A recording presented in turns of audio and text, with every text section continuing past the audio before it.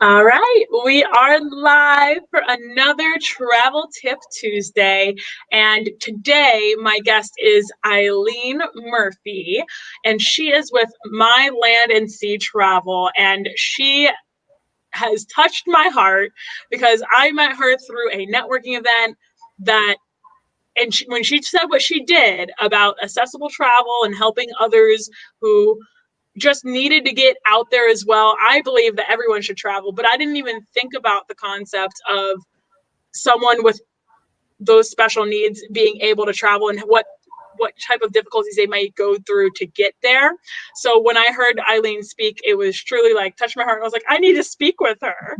So thank you so much, Eileen, for coming on and joining me today. Well, thank you for inviting me. I'm looking forward to talking about this wonderful travel market that people are always interested in, sometimes unserved, and overlooked. So.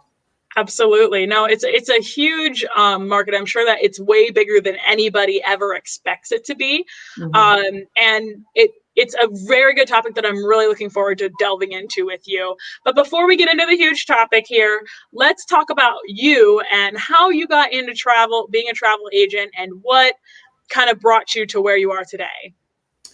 Well, I think I got into travel when I was a child because we lived in Italy for 3 years, and it stuck with me because my brother was going to be a dentist and I was going to be his hygienist. And guess what? He was a director of Marriott for 30 years, and here I am. So I started out before computers, actually, handwriting tickets, and went to travel school. And I've been to 2 travel schools. Oh, So I've come from, way back, but it's okay. no, that's okay. What do you learn in travel school? That's kind of cool. Yeah. They don't do that anymore, do they? Or do they? Yeah, they have a university usually through, like, say, my host agency, Nexion, is I'm affiliated with, and I have a partner that's Christy in my company, and she goes to that university online. So that's how they do that Okay. now. Yeah, Very cool. How long have you been doing it for? over 20 years now. Yeah.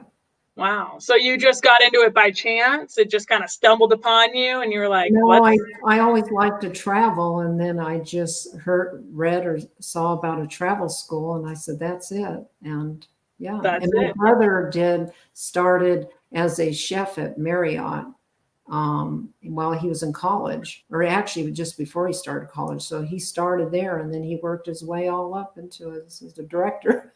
Yeah. It's funny how you have something planned out for yourself and then you end up being in a different portion. I mean, if you told me I would be doing all of this 5 years ago, I'd be like, what are you talking about? I don't know about all that.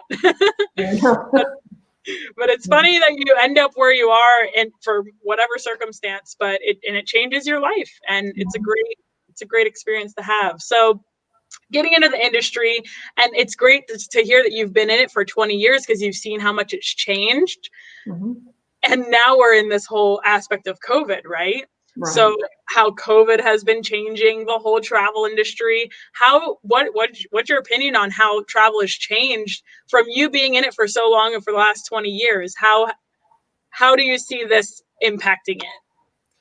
Well, what I've seen, and just like in 9/11 too, there's changes, and when the economy gets affected, the travel industry, it's an $8 trillion business. I mean, we affect a lot of other companies. So a lot of businesses that are going to be affected, the shipyards, the hotels, you just name it. Everything is affected by travel. So so that's what we see, but it's changing daily. The travel industry changes daily, so you have to like change, and I do because I get bored easy if I don't. So you got to like that, and you have to have a serving heart to be a travel advisor because you're trying to serve and just help people. And I pretty much live through their experiences too because I can't go everywhere, so it's great.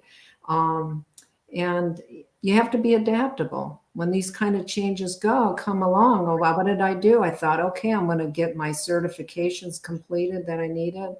I changed my website, and I went on and just became more adaptable to what my clients, surveying and calling them and asking them how they felt about travel.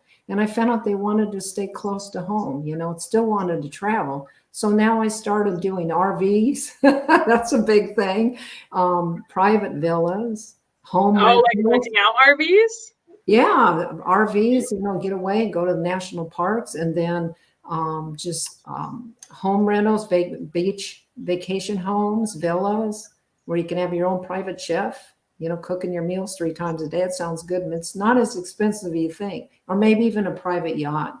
So that's kind of what you do. You just kind of adapt to it and change with it and flow with it. And that's pretty much, yeah.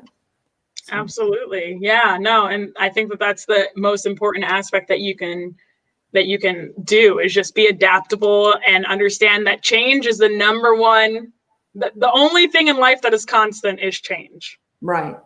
That's it. So being adaptable to it all. And I think that it's going to be very interesting to see how our industry is affected because of that. So, one of the things that really just caught my heart when I did hear you speak is about this accessible travel. I never thought about how many obstacles might come across when someone who has those special needs is trying to go out there and travel. Now, tell us a little bit about let's talk about your certification first. So your certification you got, and what does a certified accessible travel advocate mean? What is that? Just to start with. Yeah, that I can provide all the services and the equipment or anything that my clients need, even some things that are just, that you would think you can never get. And so I'm certified in being aware of all that, but also that I just know about the different needs. And that's the big thing, is just anticipating their needs and exactly what's going to be possibly happening prior. So that's kind of being certified. You have that training. I just finished training in Cruise Line International Association because I am finished my master's cruise counselor certification. And so that they had accessible travel needs travel certificate as well. So I can get those several places. And what that does is I'm just learning more and more about how I can serve my special needs population and the accessible travel. And then we all have got challenges, right? So it's just absolutely. It's just there's just to make sure I meet their needs and get aware of them and prepare for them. So when they get there, there's no surprises. Absolutely. So when we're talking about that, what are some of those challenges that you are combating when you are trying to book this travel for the people that you are trying to help? Well, there might be some challenges for, say, it might be, there's some invisible kind of illnesses too. So a lot of people, you think of someone in a wheelchair or possibly a walker or whatever, but that's not always the case. They could have gluten-free or chemical sensitivities. They might have to bring their own sheets. You know what I'm saying? That kind of thing. They might need to use different laundry and detergent on board. And so I have to arrange all this with the special needs department on the cruise ships or on land. So those are the kind of things that they could have. So I think there's just so many things that people have chronic illnesses that need to have that addressed when they travel. And there's about from 18 to 65, there's 13% of our population have one or two different challenges, so Wow. It is an underserved population and sometimes overlooked. And so I want to help that. And that my son was special needs, correct? I mean, he was. Yeah, I know that. Everybody who's watching might not know that. So that's what really fueled your passion. So tell us a little bit about that. Well, I started my own business. I always worked for brick and mortar, larger travel agencies. So about almost 4 years ago now, I wanted to do that. And my son, unexpectedly, we just came back from Walt Disney World and he passed away. And he loved to travel. I mean, he just loved it. he wanted to go everywhere. He just wants to do, they just want to do what we do. And he was considered developmentally challenged. That means from birth up to 22 years. And then there's the cognitive, was just, those are different kind of challenges where it's more like Alzheimer's or dementia or things like that. PTS, not PTSD, but brain traumatic brain injury, those kinds. So there's a difference in that category. But he was developmentally and from birth. But anyway, he just loved to go. So that's why I decided when he passed, I was going to dedicate this business to Adam. And so on the website, you'll see photos of him and his story and his life celebration. So yeah, so they just want to be like us, and travel. Absolutely. No, and it's something that you don't even think about. Like, I preach every day in and out like that. I believe everyone should have the opportunity to travel. And that's what I said when I first talked to you. And I didn't even think about those challenges that they might have to go through to get to it. And of course, they want to travel. And I'm sure that there's a mental block that they have thinking that they can't travel, right? Like, they just don't even think that that's an option. Right, they do. And, a lot of times my son would get very anxious before. I don't want to go. He'd get like that, just very anxious. But once he got there, I said, we're going, Adam, we're going. And then I tell him not too long ahead, though. And then we'd get there and plan it. And he loved it once he got there. It was just the unknown for him. It was a little different, but everybody is different. Everybody is there. You can't group everybody in one group, but they're individuals and they have different needs and there's different degrees of challenges. So that's kind of where the travel advisors like myself that are specialized in this learn to ask the right questions. If it's a child, they might have an IEP that maybe the parent could look at, not that I need to look at, but that they can look at to remind them exactly what their child would need, or possibly plan ahead where you extra stimuli you would do, prepare them for that. Say you're on a ship and they do that safety drill with the loud noise, right?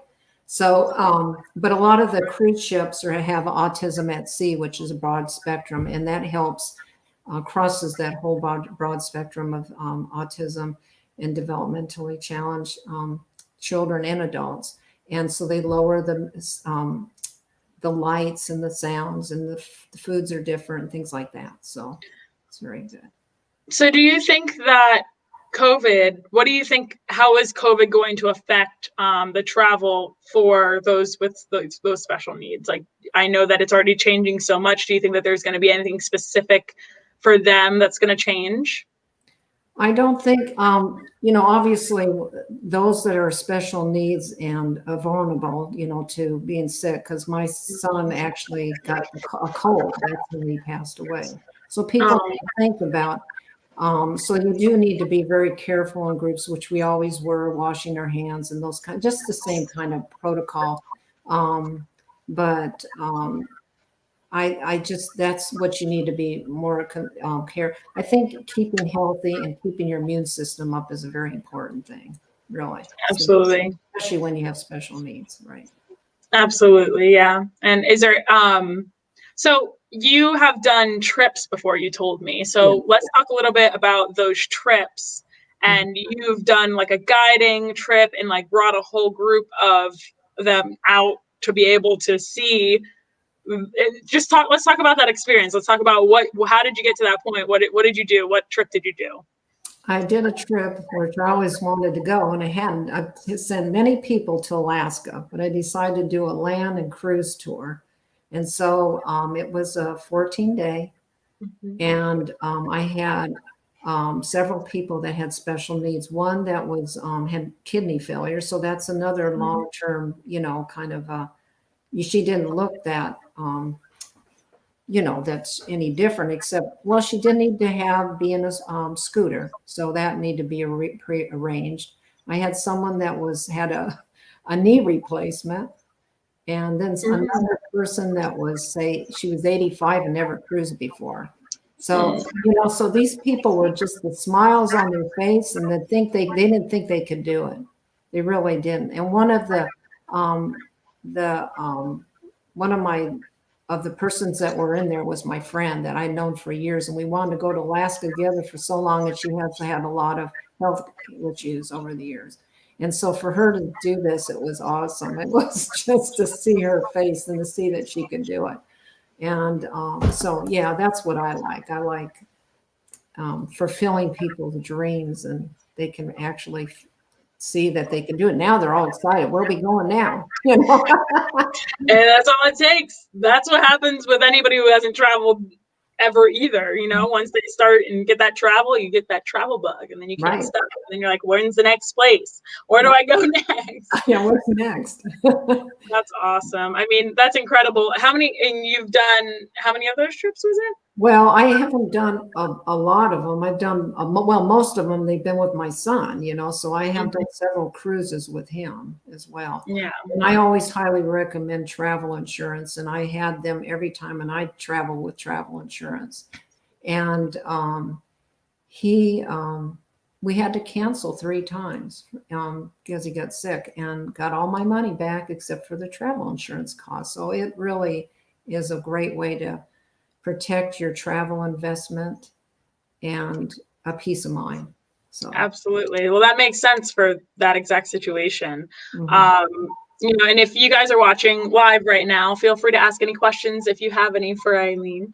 But Eileen, so what were some of the things that, like, what would you advise people when going on these trips? So going forward, like, is there any advice that you would have for someone who is looking into travel? Like, maybe they never thought that they could travel with their, oh, of course, here's my dog barking. But yeah, go ahead. What would you recommend?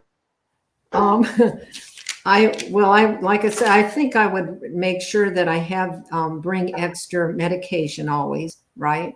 And just clearing everything that you can with your doctor and what you would need. Just prepare ahead. Any kind of food that needs to be different kinds of food, or any kind of special additional equipment or anything you might need, extra batteries for the equipment that you have. And I can arrange equipment to be there in the resort or on the cruise ship ahead of time, hospital beds, those kind of things too. So, but just to make sure you have the extra adaptability, the charging, you know, things that you would need, you might need extra because you have equipment, those kind of things. Yeah. No, that's great. Is there any anything else in regards to just accessible travel that people should know when being aware? Maybe if there's anything people can just do for awareness type of thing? Yeah, there's plenty of things that they can do, but mainly just the location, the area that they're going to. Now, one thing I would suggest is, you know, when you're in the United States, you go under the ADA, you know, that's have the special, everything's kind of adapts for the people that have some sort of challenge or whatever. So that is, but when you go into, like, I've gone on the river cruising in Europe, and there's some cobblestones and things like that. Some of them might have sidewalks, so you don't have to go on the cobblestones.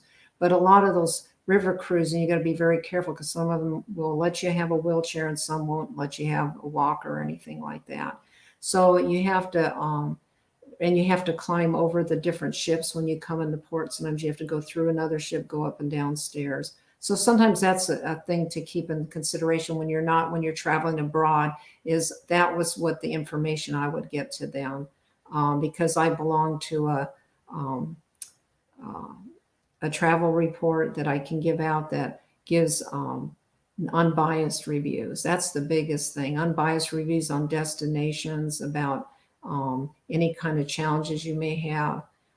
So you would see that, you would have all that information ahead, and that would be my research that I would do for you to make sure you're prepared for that.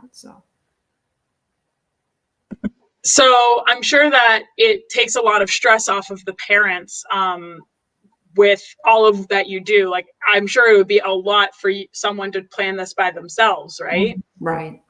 So it's not something that's very feasible to do on your own. So having that travel agent, I mean, how there you have to coordinate with each of those places, right? And you have to make sure that everything is set up. And if you're just trying to do it by yourself, is there a lot that's missed when that happens? Yeah, they don't have the access that I do as a travel advisor. I've known these travel partners for many years, and I have certain people that I go to that only work with travel advisors. But a lot of the information and the booking tools and the travel partners I work with only work with travel advisors.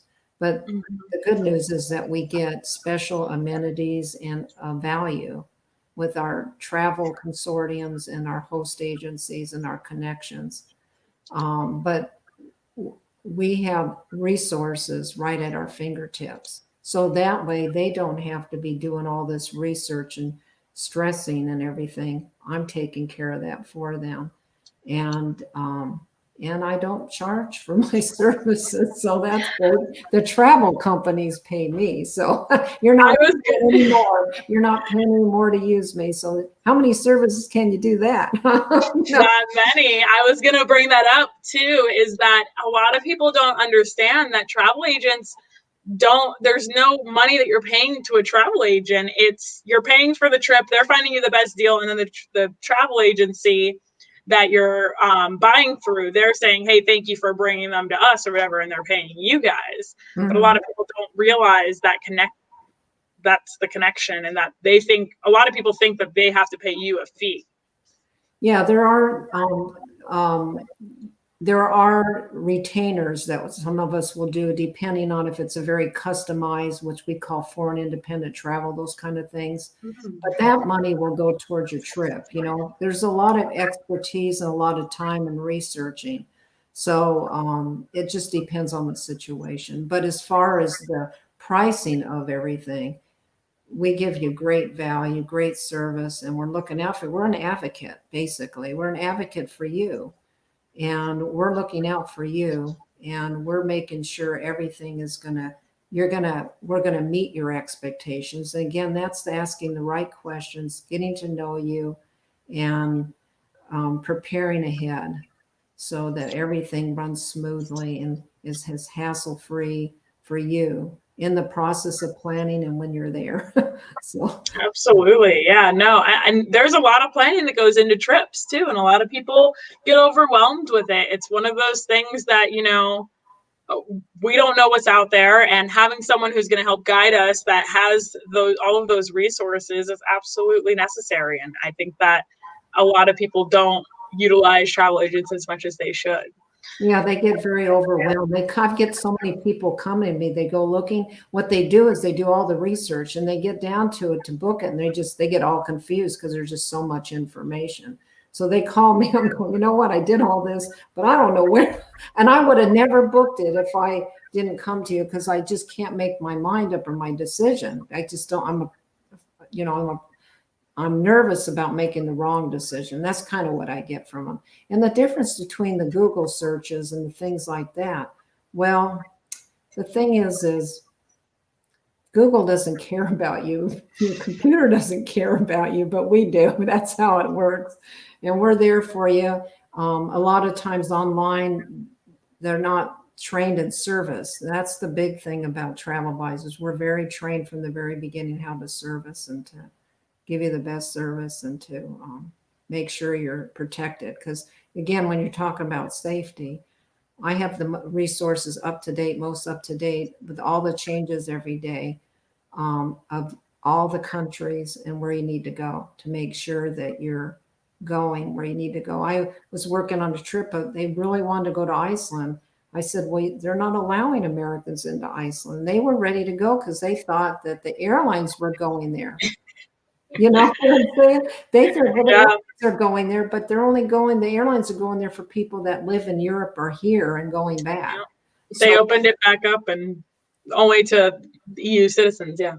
Yeah. So, those are the kind of things that we're here to do that. Travel really connects people. It really does. And I'm not just a memory maker, I'm a connector. That's what I do. I connect families to go and they're like the reunions or get together. They haven't seen their family. You know how we're all spread out a lot, right? A lot of people don't live in Mhm. the same city anymore.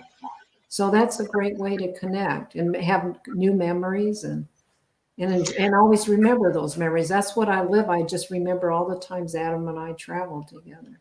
And so Oh, you can't take that away, that's there, in my head. So you can't. No, those memories are going to last a lifetime. And that's what I tell people too, is so many people, I feel like we get really caught up in the world and we say, oh, well, I have this and I have that and I have this house and this car and whatever it might be. But at the end of the day, possessions, they're just possessions. And I can tell you the trip I took 4 years ago, and I can tell you exactly what I did on that trip and the things that I experienced. But I can't tell you about what I got for Christmas 4 years ago. You that's know, what I tell my grandkids. I said, listen, I'm not going to buy you a lot of stuff. I'd rather take you somewhere. And sure enough, boy, they remember. They're like, I remember when you took me here. I remember we went on the Polar Express. They're always talking about all the different things I've taken them. They don't remember those toys at all. And they break right away, too. exactly. You only get them for a little bit. And then it's like once that thrill is gone, you're like, okay, great. What do I do now? But I think that so many people don't think about it like that. They just think, oh, this is the next new biggest thing that I want. But they're not even thinking about how valuable travel is and how whenever you go to a new place, I mean, first of all, nobody can ever see every single thing in the world. Right. You can't see everything. There's always somewhere new to see. There's always something else that's interesting out there that you didn't know that was there. I mean, when I traveled to Europe, it was like, I was never into history, never, ever, during school. And when I traveled to Europe, it was like my history book opened up and like came off the pages, and I was like in it, being in those places. And I just think that that's so valuable. That's something you're never going to get from reading a book. You're never going to get those experiences without going there and experiencing it. Yeah. And there's so much in the US we have here too. Right. That's right in your backyard. I said, pretend you're a tourist in your own, area. You'd be surprised what you'd find. You really don't have to go that far, really. I mean, Yeah. I've done it myself, but yeah, I think what I always thought is when I'm taught my children and my grandchildren is, hey, there's broad knowledge when you go out and you travel and see other countries and cultures and things, but it's in our own country too, right? In the United States, you got all different people. We're just a blend of everybody, right? It's great. Absolutely. No, we are. And I mean, I don't think that we appreciate it as much because we have so many different aspects. I mean, we have desert, we have mountains, we have Rocky Mountains, we have foresty mountains. We've got Florida that's flat. That is We got just all those national parks too. All the national parks, for boy. the national Yeah, there park. you go with that RV again. Go take that out there. Yeah, I would.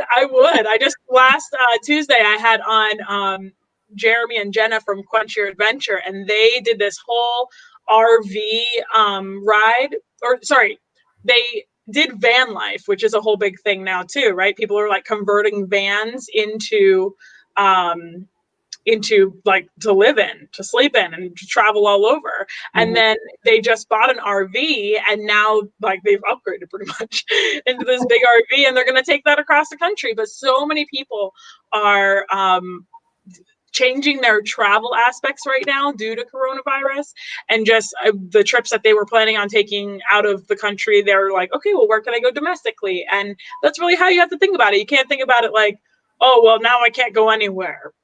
Darn. And I understand everybody's got a different comfort level, and I totally understand that. So I'm here for you when you're ready to travel, too. So I either way, some people want to travel and they feel comfortable, and others don't. That's just normal. People are all different in different levels. So I'm just here when they're ready to. Absolutely. And I mean, there are places like I've been doing a lot of camping, like where I don't have to see as many people, or I go hiking, like I'm still keeping my distance from people. I'm actually taking a trip to Colorado and Idaho and Montana. Looking forward to that. Yeah. So that's actually next week. like next Thursday I leave. Oh man, that means I can watch one of your other great videos, huh? Yeah, yeah, no, I'm gonna be doing a bunch of different videos. That's gonna be my first time on a plane since everything, and then see how that is. But I'm actually driving back because of the whole, so I'm gonna be 2 weeks without seeing people and stuff like that. So I'm like quarantining myself in the mountains. Well, the airlines, a lot of us travel advisors, the airlines will come and talk to us, although we have some meetings, and they'll have the CEOs and VPs of these Delta, United, American one time. And it was amazing what they were telling us. They were asking our opinion about things too, but they were amazing what they've done with how they're changed their cleanliness and everything. So absolutely, you need to wear a mask, and yeah. And if you don't refuse to wear it, you get on their do not fly list. So don't do that. Oh, there you go. There you go. Yeah. No, it's insane how much they've changed it. And I mean, some of them aren't even serving food because of, the contamination that could happen. But what a lot of people don't know is that they've changed their filters. Yeah. So they've changed their filters in the air system to make it so that it's recycling that air. Like, I think it was like 4 times as much now. Yeah, I know. They really, that's what they were talking about. I was like, oh my, they've changed it totally. And they fog everything down. I mean, it's like everything, and they use foggers too, too. So they've really gone I'm surprised they don't have UV in there too. They might, I don't know. But yeah, I was impressed. And they're trying to keep more distance. They don't fill it up 50 to 60% capacity, right? And the middle seats are not filled. Yeah, and some of them you have to be careful because some of them are abiding by that, and they are doing the middle seat is closed, but only to a certain time. And it's really weird. It really depends on the airline that you're on, and then some of them aren't doing it at all. So it just really depends. They lay it out on their websites though, so you can always check those out. You're right about that. Some of them are, but the ones I was talking to, they were doing that. Yeah. And that's another reason to use you, because you can talk to them and be like, hey, you doing this? Yeah, no, it's crazy how much is changing because of it all. And I've been meaning to get someone on to talk about RVs too, and how the RV sales in the US have gone up. And I was talking to someone the other day about how they've changed so much that they can't keep up with the inventory. They can't keep up with how many people want RVs right now. I know, and they've done some special training, and there's different companies that I've seen that are doing additional training for travel advisors on that. So I've gotten into that because I have a client, and my partner in my company is got a few too. She said she's got a few people interested. So we need to get up, and that's what you do. You just train and you get ready for the change. Yeah. So good. Change isn't always bad, Sometimes good things come out of changes. So. Absolutely. I mean, this platform that I'm on right now probably would have ever happened if it was, or definitely wouldn't have happened. I would have thought about it. Like you pivot in these situations, and you make changes that you need to, and that's what it is. Now, I mean, I've always had a goal of seeing all 50 states. I've got this map back here. I'm like, those are the states that I've been to. You can buy those, and you can have them framed, where you put the little pins on them wherever you've gone. Yeah. About putting that in my office here. I'd love to get it all pinned up. I did have a client that wanted to I'm not kidding, he went to every county in the United States. I'm not talking just a city. He went to every single county in every city. And he only had one location left, and he came to me. I said, okay, where is that? He says, Alaska. So I got him in every borough, everything. Even some of them, he was there for about, I don't know, it was about it was almost 2 months probably. But he would land down in an area and then just fly back up just to say he got there.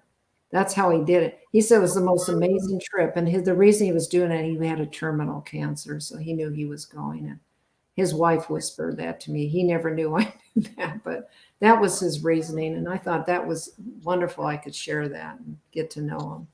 That's awesome. Yeah. So he just like would touch down and just see every different place. Wow.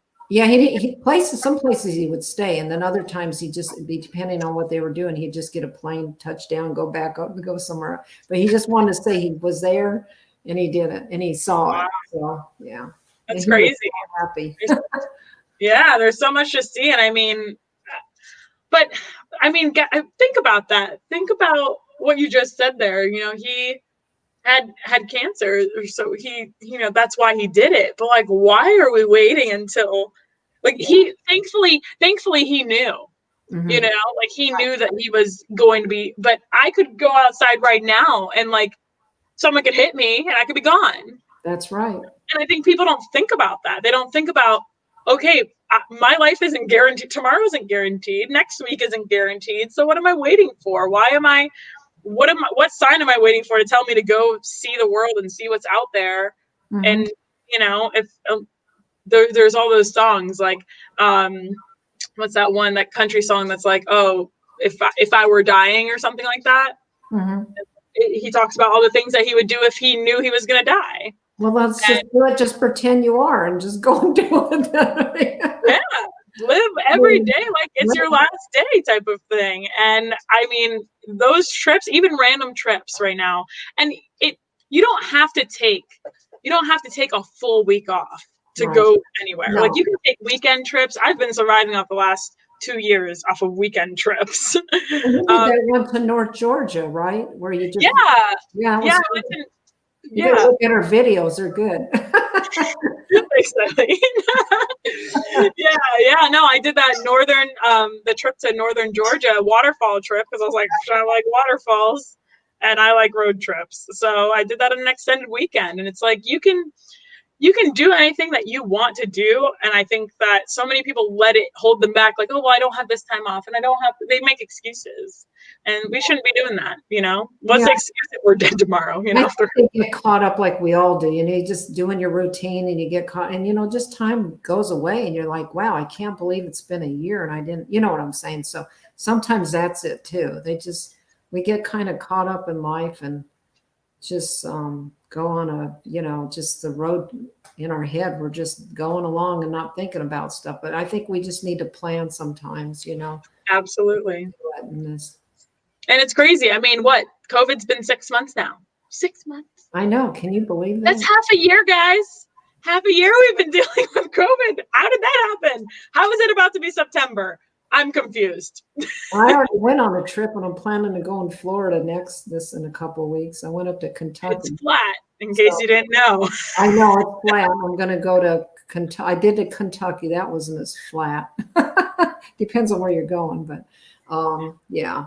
So you just do these little road trips, Yeah, that's all it takes. And I actually didn't realize how many road trips I had been on. So when I started this whole Traveling Lucy thing and everything, when I sat down and one count of the countries in the states I've been to, I was like, oh, wow. And I've been to 15 countries and 10 states since 2016, which is not a lot of time. Right.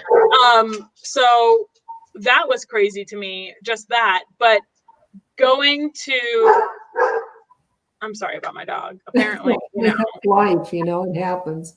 Yeah, right. He's just like, oh. My phone rang, but I had the volume off, so I remember to turn that off. Yeah, so it's crazy, but actually just sitting down and thinking about all those different places that I went to, and like in such a short time, I was like, wow. Like I realized that all of the 10 states that I've been to, I think 7 of them I've been on in road trips. 7. That's like 70% of my U.S. trips. And you see a lot too when you go on road trips that you wouldn't see, you'd miss. So yeah, absolutely.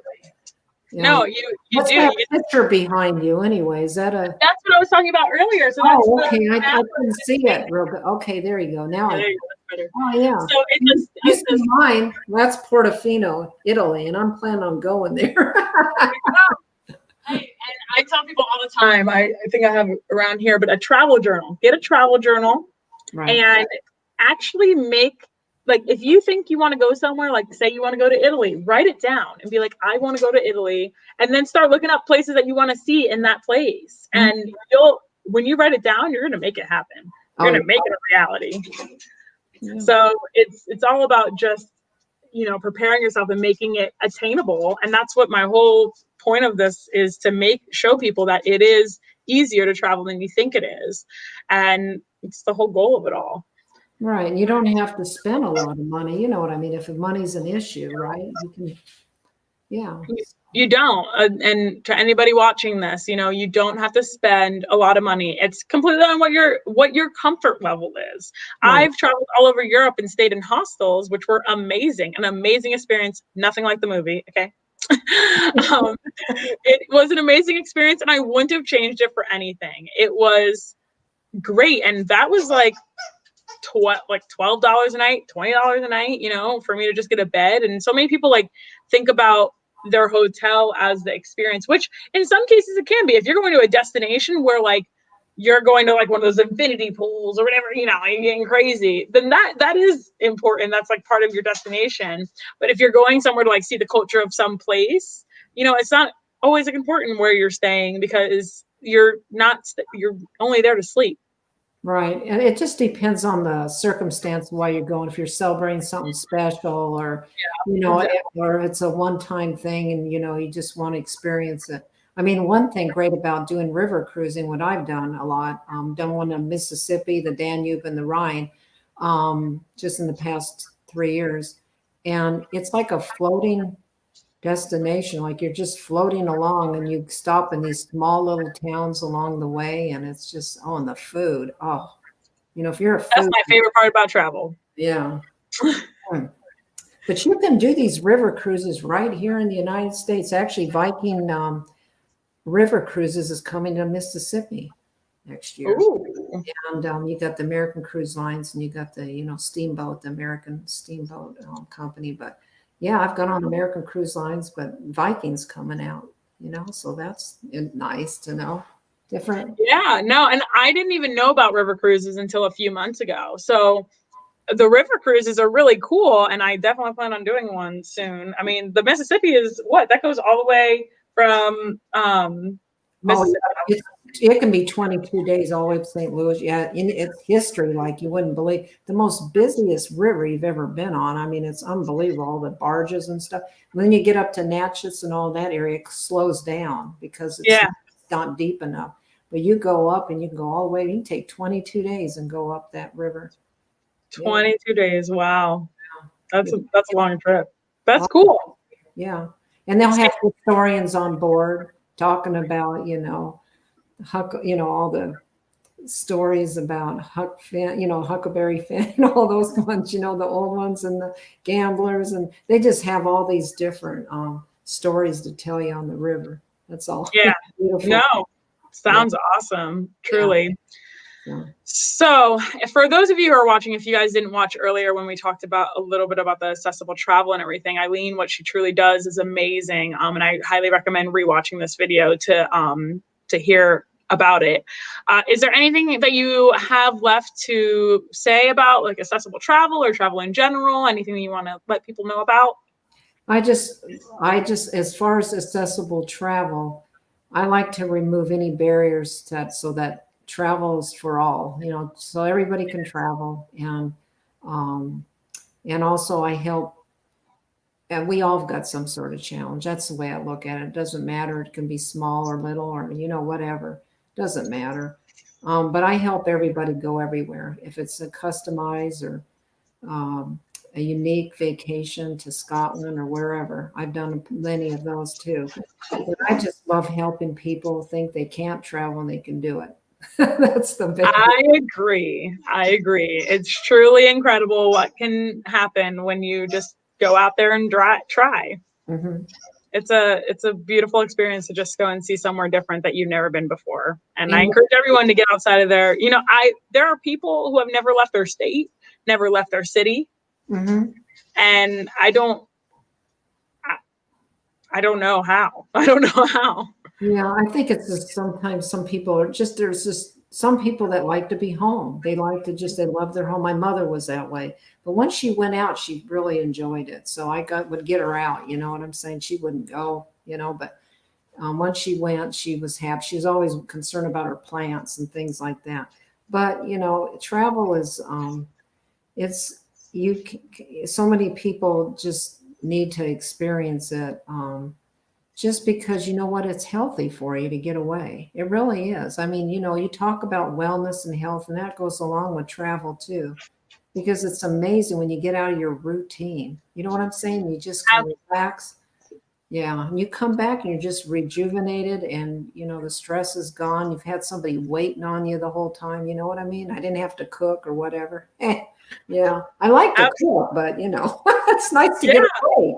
Absolutely. I was talking to someone the other day and I was like, oh yeah, I'm going on vacation. And they're like, oh yeah. Like, and they're like, oh, you don't need that. I was like, what do you mean I don't need that? Like, you need that separation. You need to be able to, this is what I say all the time. We work to live. We don't live to work. Right. Okay. So we work to live, but we do not live to work. And if we are living to work, I mean, I feel like you're missing something, because we're trying to make this money and we're trying to get to where, comfortability level, whatever it might be. But again, that same concept of where tomorrow isn't guaranteed. Are you going to want to say, hey, I just wasted or not wasted, but I spent all of my time living, just working, and I didn't experience or enjoy anything. And when people tell me that they're going to wait till they retire to travel, I'm like, why are you going to wait to travel? Right. Why wait? Who's to say that you're going to make it there? And it's all about, yeah, right. You don't know, even when you're younger. My son wasn't very old when he passed away. Yeah. So you don't know when your time is. But the good news is when you travel, you connect. And if it's not with your family, it's with your friends. What about your mom? Like my friend that finally we made it to Alaska together. Do you imagine? We took so many pictures of us together that we finally made it. All these years and kids are grown. You know what I'm saying? I met her when my children were young, so we've been friends over 30 years. So it's amazing what you can do in connecting with your family and friends and making memories and just enjoying life, because life is short. Life really is short, and you just got to have fun. And like we just said, we just spent 6 months of COVID, like scared of this, that's all half a year. Half a year. So, well, don't let anybody drag you down. Get out there and get your travel bucket list and let's go. I'm doing it. Absolutely. Yeah. So if you have nothing else, Eileen, thank you so much for coming on. I do want to make sure that everybody, if you guys are watching this, please, if you have any questions for Eileen, reach out to her. Her email is right here. I've listed it right here. And her contact information is also in the description of this video. Thank you so much, Eileen, for coming on and just sharing your wealth of knowledge, sharing what you've experienced. And you just truly still touched my heart that what you went through, which wasn't easy, losing your son. That's not something that I, of course, would ever wish on anyone. But he loved travel, and you got to see his eyes light up because of that. And you brought that, and you wanted to share that with other people. And I just think that that's incredibly special. And I think that a lot of people, like we talked about, a lot of those with those special needs or just things where they feel like it's a roadblock for them, but really it's just another, we all have roadblocks. We all have things that are keeping us from doing the things that we want to do, and we just got to get over them. And if we need a little bit of help along the way, that's okay. That's okay. And I'm so glad I got to meet you, Lucy. I'm glad I got to meet you too. Well, thank you so much for coming on. For all you watching, thank you for coming on. Make sure to subscribe to my YouTube channel. I have new videos that come out every Sunday at 12 p.m. Eastern Standard Time, and I give tips and trips about traveling. I also have this Travel Tip Tuesday every Tuesday at 7 p.m. Eastern Standard Time on my Traveling Lucy page. So make sure you guys check it out. Follow me, subscribe. Follow me on Instagram, do it all, The Traveling Lucy. And we will see you guys next week with a new guest that's going to talk about travel in some which way or form. So thank you guys for watching, and I will talk to you later. And thank you so much again, Eileen, for coming on. Thank you.